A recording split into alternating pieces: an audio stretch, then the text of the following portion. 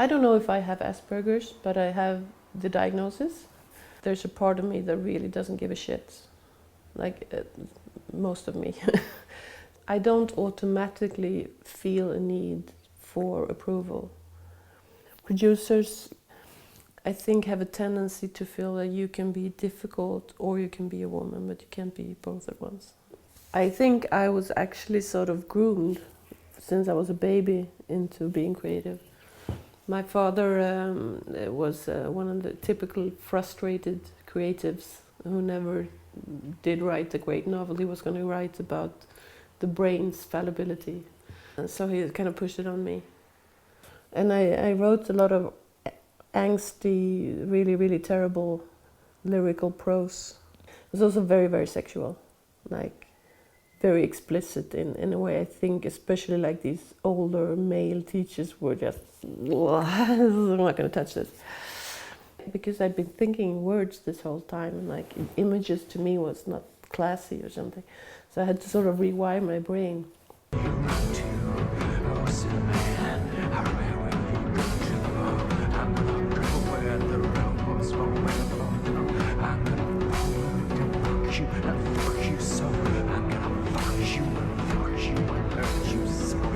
If it was made just 1 year earlier, it would not have gotten a lot of attention. It would probably still be weird. I would probably still be weird.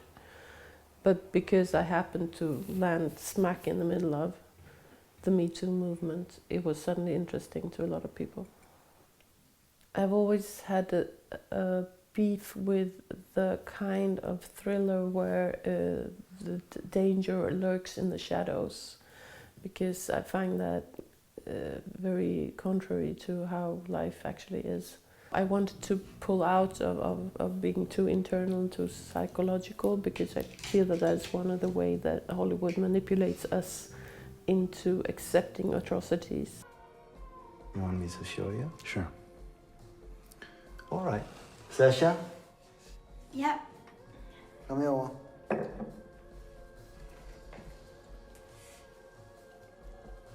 Stil dig der.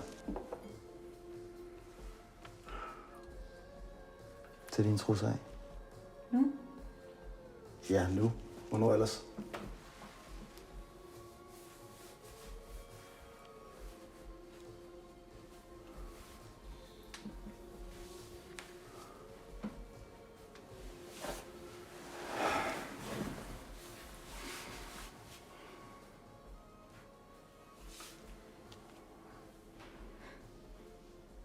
I'm not sure what Sasha is thinking, to be honest, and I don't care. I care what she does. In a way, I believe Sasha's entitled to her privacy. Like she can think whatever she likes. That's not what I'm investigating. I'm doing it to bring the story back to where my experience lies. I feel a need to show all aspects of life, especially a woman's life. I feel like there's still a remnant of the whole thing where, you know, women don't go to the bathroom, and we don't want to see menstrual blood, and we don't want to see rapes and all the other experience that a woman can have, because we still are sort of ingrained in a patriarchal worldview where that shit's supposed to stay hidden.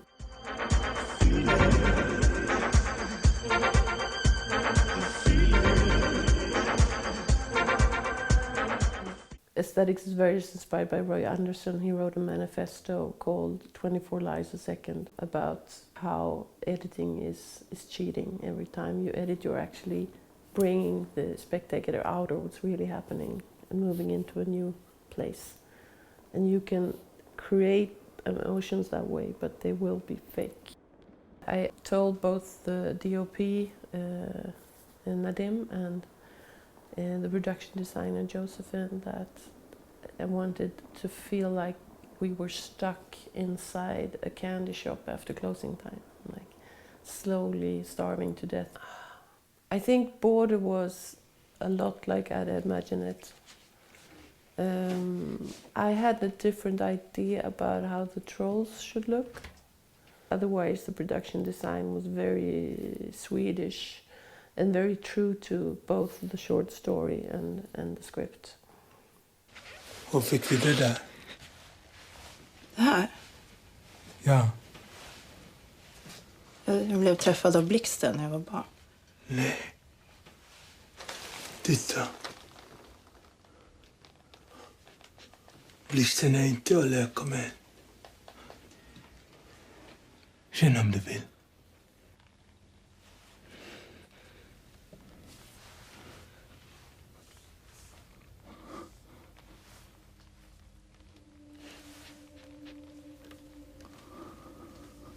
The first draft I had completely free hands, except for that he wanted a B plot which was about pedophilia. A lot of the lines are very, very cliche, and especially the ones that are from the book, because it's extremely literary. It's almost a little Bergman-y in its pretentiousness. Somebody said once that the reason Bergman works so well abroad is that nobody can hear how pretentious it sounds in Swedish. They're just reading the subtext. It's a little bit the same with Border. Vad gör du?